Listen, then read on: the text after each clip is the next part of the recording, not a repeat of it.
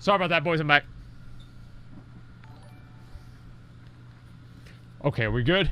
Everything fine? Let's see. Servers are still fucking down. Piece of shit servers. That's the way it goes. All right, let's start this back up. Sorry about this. Yo guys, PunkRat another video. This one's going to cover the most important things to do once you reach endgame on your fresh level 60 vanilla character. Okay. Let's get it. So, you grinded all the way to level 60 in Classic. Congratulations. What a journey it was. You met friends, made enemies, and conquered demanding challenges along the way. But in reality, your journey has just begun. The true challenge now awaits you. In order to rise up to those challenges, however, you'll need to be prepared. Well, I thought this was about vanilla, not Burning Crusade. What's this? You are not prepared! The question is, how to prepare? Well, look no further. This guide is going to show you exactly what you need to do meme in from order to effectively 2009. get Molten Core ready. That's almost as old as vanilla WoW. Alright, so before we get into anything related to getting raid-ready gear, let's cover some of the basics. If you intend on being in a Not serious the God raid Emperor. group, you're going to need to stand out from the other potential applicants applying to the same guild as you. The best way to do this is do all... Here's how to actually deal with applicants applying to the same guild as you. You want to make personal connections with people in the guild, and that way they just invite you anyway. Like, it's pretty simple. Like, the most important thing in a guild is making sure that you get along with everybody else. It actually has nothing really to do with, you know, the social... Yeah, networking, exactly. Yeah, that's all you do. You just need to know the people in the guild, and they'll get you in.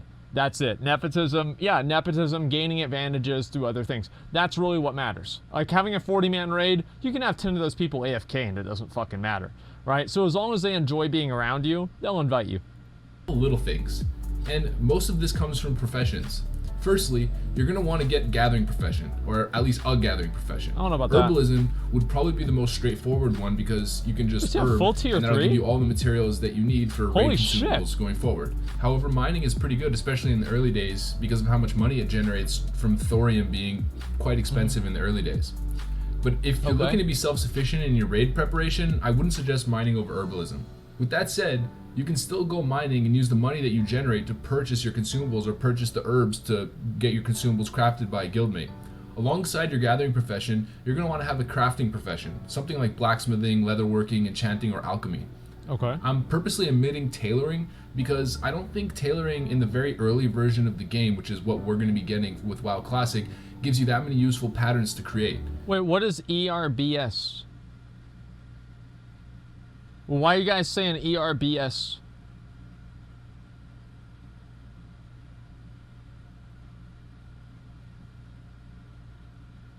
What's an herb?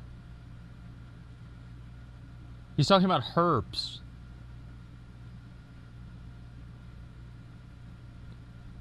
It's a herb. The most useful raid prep pattern is probably Bloodvine set, and that only comes or becomes available during the Zul'Gurub release. Alright, so first we got blacksmithing. It's super useful on a warrior, the best and one. in a lot of ways necessary, sometimes. So you might want to actually take mining and go blacksmithing on warrior, especially if you're going to be a tank. I don't know about that. Core, you're going to need a full set of fire resistance gear. And in order to craft this, you're going to need to mine and smelt dark iron ore, which is obtainable in BRD and other spots. This like is Molten all I Core would as do. well.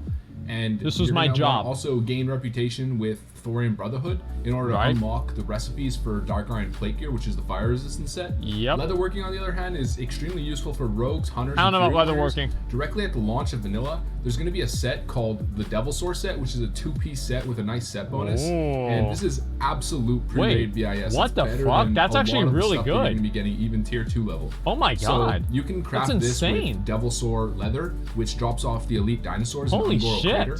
And generally, the dinosaurs in Ungoro are extremely hard to come by, mainly because there's something referred to as the Devil Sword Mafia. So the Devil Sword Mafia refers to competing Horde and Alliance members that group up together and battle to the death in Ungoro to gain access to these dinosaurs at their specific spawn locations in order to secure the leather. Participating in this stuff can actually be quite fun. I mean, it doesn't really feel like regular mindless farming. It feels more like a battleground. With the announcement of layering being implemented for the first month or so, you could potentially take advantage of a great opportunity here. If you hit high levels quite fast, you can form a group of guildies or friends, like-minded individuals, whatever, force yourself onto a lesser populated layer on your server, and absolutely dominate the Devil Sword stock on your server. Dude, we're gonna fucking do that. We can just abuse the layering system because it's entirely, it's based around, what do you call it? Around the entire continent. So we can just layer farm all of the Devil Star and get these sets for everybody in the first week. Well, no, it's not TOS. How's that TOS? It's in the game. It's not TOS at all. Trust me, like people do that in retail. Like you check for mobs on one server, then you have your friend invite you to another server, and then you swap and you look on that server too. People do this all the time. You're busy getting camped. People won't be that high enough level, man, and we'll do it with a group. Like, it's not going to be a big deal. This is a great fucking idea. Clever use of game mechanics. Clever abuse of game mechanics. That's what it's really about. Need horde friends to kill alliance that go for it? Yeah, but I mean, we'll figure that out. It'll be okay. And also, they won't be able to swap layers as fast as we can because they won't have people inviting them. So we'll be much more efficient than they are. Something spirit of vanilla. Listen, bro. If I have to deal with dozens of people messaging me, sending me mail, calling me a cocksucker, trying to jump around in front of me with level 1s, I'm gonna take these advantages whenever I can get them. Okay? I said I would not accept gold. This is a bit of a gray area here. We'll probably just put the money towards the guild bank, which is actually going to be me. I'm going to be the guild bank, but I'll have a specific character, and I'll call him. What would be a good name for a guild bank character name? Yoinkarino. Yeah, that's actually a really good. That's a great guild bank. Yeah, Asmon Bank. Yeah. Yeah, we'll call it Bank of Azeroth. Asmon Silver. That's a good idea too. Always sells like hotcakes, considering how good the Devil Sword set actually is. As for engineering, I didn't even realize it was that good. Engineering is an all-around PvE, PvP utility profession. It's the best profession in the game. If you look at my video where I did some commentary over a BWL speedrun, you'll notice that engineering has a bunch of little unique on-use gadgets that are extremely useful in speedrunning scenarios. So if you're looking to get into a strong guild that has plans for speedrunning in the future, having maxed out engineering gives a great incentive for them to invite you and shows that you're dedicated to pushing for fast clears. Fuck yeah. A lot of the times, you can get away with going engineering and using other means to make gold in order to buy your Devil Sword set or your Dark Iron plate set or whatever. So at the end of the day, you can do whatever you want as long as you're generating gold. Enchanting is pretty self-explanatory. Most vanilla guilds that I've applied to over the years have always put so much emphasis on enchanted gear. And when I'm leading a raid guild, it's always one of the first things that I look for when looking for potential applicants. Most hardcore guilds want to see almost all of your items, or preferably all of your items, fully enchanted in order to give you a raid spot. This is a more difficult thing in the I remember there's this is back in the day, we had like people in the guild and they'd be like, oh, I don't want to get enchants on my gear because if I join your guild, I'm going to get better gear and I can put enchants on that instead. Like, that was the best. I used to love that rationalization for people not enchanting their gear. The reason I didn't enchant my gear usually is because I was cheap. I didn't want to pay for it. But yeah, that was basically the logic that they would use back in the day. Yeah, Black Mage Weave, hey. Early days of a vanilla launch, there's more leniency on it because not many people have maxed out enchanting, and a lot of people are missing certain recipes because you need to grind rep or have them drop in a raid. But if you have the ability to enchant most of your items with even like a tier 2 enchant, it'll go an extremely long way in terms of securing yourself a raid spot.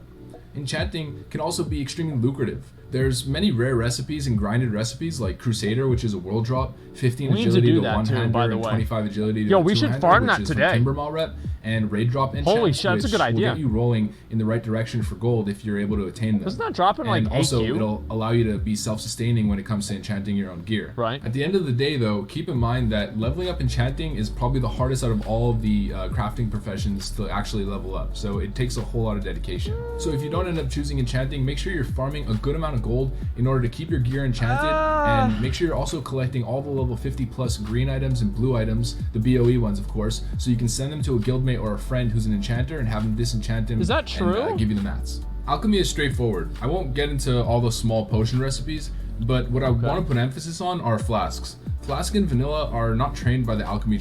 Increases players' maximum health by 1200? Holy fuck, and it's a 2-hour flask? What the fuck? These flasks are ridiculous. Holy shit, these are really, really good. Wow, Crusader's Hearthglen, right? Yeah, so we'll have to go over, we can go over to Western Plaguelands, and we can kill Nathanos too. But we need a lot of people. We need to bring a lot of people if we're going to do this. Servers aren't even up yet, though. There are rare recipes that drop at a low percentage by certain bosses in late game dungeons. Flask of the Titans drops off General Drakasath in UBRS. Flask of Supreme Power drops off Ras Frostwhisper in Scholomance. And Flask of Distilled Wisdom drops off Balnazar, the final boss in Strathholm Liveside. Yeah. The drop rate is around 3 to 4% per flask, so you're going to be consistently farming these dungeons like non-stop, hopefully with your guildmates to get access to the recipes early. 100% the biggest priority as an alchemist at level 60. Also keep in mind that in order to make a flask in vanilla, you need to be stationed at an alchemy lab. There's 2 locations for this in the game. One's in Blackwing Lair where the goblins are at, and another one's in Scholomance where Ras Frostwhisper is. It's almost like this used to be an MMO. Oh, and level up first aid and possibly cooking, because first aid is always used in raids on mechanics where healers need to save mana or there's downtime and you could just heal yourself. There's no reason for a healer to have to waste his mana on you. No. And obviously food buffs. That costs me money. I'm not going to do that. These are just little things that accumulate and you can mention within your application to a guild, which will help you get invited. All right, so let's get off the profession train for a little bit here. I mean, to be honest, professions aren't the most exciting So you level up topic. your professions. I know what you're thinking. Dungeons. Let's talk dungeons. Okay, here so we go. got Blackrock Depths, UBRS, LBRS, Strathholm, Scholomance, Maradon. Okay, I get it. But slow down just a second. Settle down. Before we talk about dungeons, let's talk about pre-raid BIS. Pre-raid BIS is pretty self-explanatory. It's the best in slot gear that you can get before stepping foot into a raid. Getting a pre-raid BIS set that's fully enchanted is, along with everything else that I mentioned, the most surefire way to guarantee yourself a raid spot in at least a guild. I mentioned this in the first video that I ever made for YouTube, but if you Google Nostalrius pre-raid BIS set, you'll see this Google Sheet spreadsheet on the Reddit post right over here that covers all of the top items per item slot for each class. A good amount of these items probably won't actually be available during the first itemization patch, since Blizzard announced that they'll be doing progressive itemization slowly throughout the content patches. Everything's wrong. But even if that's the case, this list not only has the top item per slot, but a bunch of others ranked under it. So just go 1, 2, or 3 items lower in the list and find the next best alternative. Yeah, this is really good. Doing this will be super important so you can prioritize which dungeons to focus on in order to fill up your gear slots effectively, rather than just blindly doing any dungeon. Now, based on the title of the video and my introductory sentence, you probably feel like you're going to need to hit level 60 in order to even get started. Nope. The first point that I want to make here actually is this. That's the best part about it. Endgame doesn't necessarily start at level 60. Once you reach level 55 plus, and sometimes even a bit lower, that's whenever you start working on. You aren't strictly regimented to purely leveling to level 60 before you can start your journey to becoming raid ready. If we look at the pre-raid BIS set, let's say for the one of the best parts about vanilla, you'll see that a very comparable you start prepping for in-game before you even max level. Named the Blackstone Ring. The Blackstone Ring drops off Princess in Maradon. Maradon can be cleared at level 49 theoretically, so you can dedicate some of your gameplay time outside of leveling to the pre-BIS grind, anywhere from level 50 to 60. This becomes especially true past level 55 because then you unlock most of the dungeons in endgame. For example, you can start grinding BRD for whatever item you want. Yeah, you can do that whenever. Let me ask, did Stay Safe, did they finish Maradon? Or were they not able to? Because I saw that they were trying that this morning. No? Oh, they got cucked by the server restart? Weren't they like almost at the end of it though?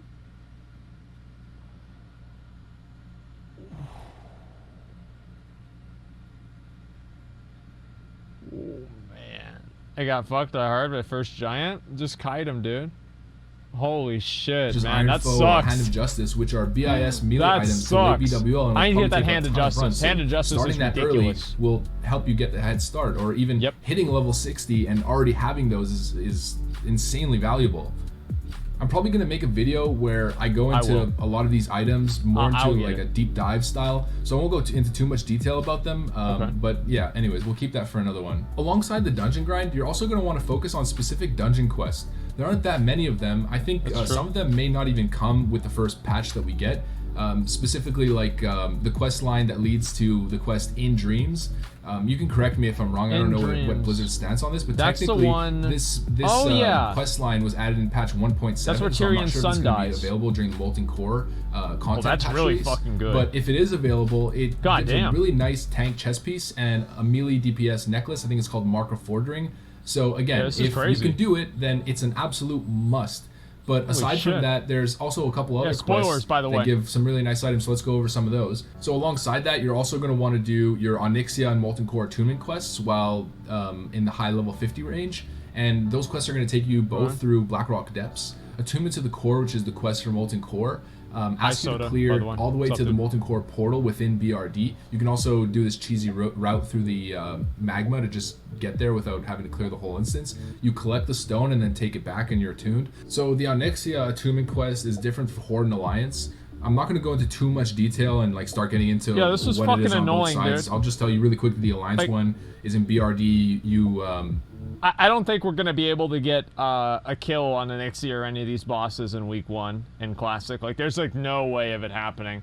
I mean, I could see like a super no life guild being able to do it, but in terms of like just an average guild or whatever the fuck, like there's no fucking way it's going to happen.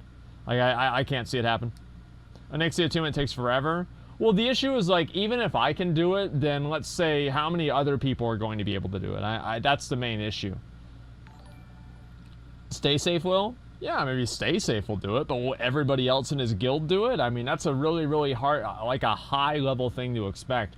I don't see any of these, like, you know, guilds, because like how can you really tell if your guild is going to be super motivated whenever Classic actually comes out? You know, there's everybody, like, this is like whenever expansions come out, right? Expansion comes out, and right before the expansion, your raiding roster is 50 people, right? You can make 2 raids, and then by the time that Mythic comes out, your raiding roster is 18 people, because they all just dropped out, changed their mind, or decided not to play, and then 3 or 4 of them that actually leveled up turned out to actually be fucking garbage, and we couldn't trust them to be in the raids. Like, the issue with this kind of shit is, like, yeah, if you have, like, a guild from, like, private servers or whatever, maybe you'll be able to do it. But anytime there's a server like this, or anytime there's a transition period, you always lose people in translation. Ever happens every fucking expansion. So I don't know if any guild is going to kill Onyxia or Ragnaros on week 1. If they do, that'll be extremely impressive. But my guild will kill it on 2nd week, so I'm not too worried about it. Help Marshal Windsor escape from prison, and you also have to do a bunch of pre-quests and later quests after that. And an interesting thing actually is that there's a pre-BIS belt for Fury Warriors that you get along that Onyxia Chain quest. So that's super useful as well, and it kind of ties in. You're getting attunements, you're getting a pre-BIS item. Yeah, that is really good. Damn. Doing it, so okay, that's a good belt. 3 birds with 1 stone, right? The most important quest out of the Onyxia's Lair attunement quest line is for the Horde on the Horde side, which asks you to go slay Warchief Rend, and there's General Dracasath's Demise on Alliance side, which asks you to go kill General Dracasath. Both of them are in UBRS. This quest gives you a choice of 3 trinkets. So we have Blackhand's Breath, Eye of the Beast, and Mark of Tyranny. I used to have the Blackhand's trinkets are absolutely viable all the way up till Nax. And I mean, should be probably one of your first priorities. The crit one and the I love that trinket. Melee crit and the spell crit specifically. Always I mean, obviously critical if you strikes. Get Drakefang Talisman, Every time. it's better. But this specific trinket, you're going to see almost everyone has this till now. It's insane. So big prio to do that quest line pretty much immediately, as fast as you can. Really quick, an item that most of mages and warlocks will be gunning for during pre-raid BIS grind is Briarwood Reed. This is a trinket with 29 spell power that drops from Jed in UBRS. This boss in UBRS is actually a rare spawn, so you're gonna have to do it a bunch of times, a bunch of UBRS runs to actually get it. Especially considering that you're probably gonna be in the 10-man dungeon, because UBRS is a 10-man dungeon with a bunch of different casters or a couple different casters, and it might take you upwards of potentially 30 runs to get this item, to be completely honest. And it's one of the reasons why I'm staying away from mages specifically this time around in vanilla, is just the loot grind is so real, and the competition for loot makes it even worse. But I digress. The point is, this item will last you till late BWL, until Tharion's tier pretty much. And it's one of the items that you should focus. Tharion's tier was so fucking OP, we had mages in my guild kill Illidan with it. On right away if you're try hard. But in general, take a look at the list. go through it as effectively as possible, picking out items you want to build around, get a set, and then focus on these sort of items and like hard farming them to finish off your set. And also the boss, before this, there's the fire boss. I forget his name. I'll post it here. See, the best part about this boss, the hardest part about this boss right here, is waiting for the RP to end. Like, there was one time in my guild, I think this happened, the RP was taking so long, somebody hearthed out because they thought it was bugged, and the boss spawned. UBRS drops True Strike shoulders for melee, and these shoulders are incredibly good. Like, these will again last. Yeah, those are really good too. One thing you're going to want to do as a melee once near level 60 is get this dropped quest item in Winterspring, which allows you to start picking up this consumable that drops straight off the furbolgs there. It's called Winterfall Firewater, which gives you 35 attack power for 20 minutes and makes you grow in size. So my mom used to farm these for me. There's also Juju power buffs that you can get from the Winterfall Echo quest, but that isn't available till patch 1.11. That was so annoying. That's going to be available in the first phase of WoW. Yeah, my mom would actually farm this in one. general, she'd mail them to melee me. Consumables available in Winterspring, so just be aware of that going forward. All right, so let's summarize everything really quick. Okay. First part I covered was professions. Good. Becoming self-sufficient with your consumables and generating enough income to get all your stuff enchanted, purchase all of What was that picture, dude? What was that fucking... Look at that gear. Was professions. I want to look at it right there. With your 10,000 gold. There's no way this is an actual player, man. This has got to be some sort of a fucking... Like, this has got... Dude, like, what the fuck, man? Like, stacks of flasks, dark rune, water. He's got his mounts right there. Holy shit, 10,000 gold? How the fuck do you have 10,000 gold? That's insane. Consumables and generating enough income to get all your stuff enchanted, purchase all of the extra consumables that you're not able to craft by yourself, right. Purchase crafted or BOE pre-raid items, and a little addition to that is generating enough income to eventually purchase your 100% movement speed ground mount or epic mount. Secondly, focusing on your pre-raid BIS items and doing all the requisite dungeons, which, as stated, can theoretically start before level 60 if you see groups going to a dungeon that you may need and might want to tag along with. 10 King isn't insane. In relation to that, doing all the associated quests alongside those dungeons, which yield pre-raid BIS items, and in conjunction, doing your attunement quests so you're raid ready. This is actually really smart. Upon. Being level 60 with a full pre-raid BIS set, fully enchanted, 2 maxed out professions, a steady supply of consumables including first aid and food buffs, is the magic recipe to successfully getting into a guild. Of course. You can have 10 gladiator titles, have the best reaction time, you're literally Faker, you know, the most nimble little fingers on earth, but that means nothing. Didn't they shut Arena Junkies down? Like, I'm pretty sure they did, right?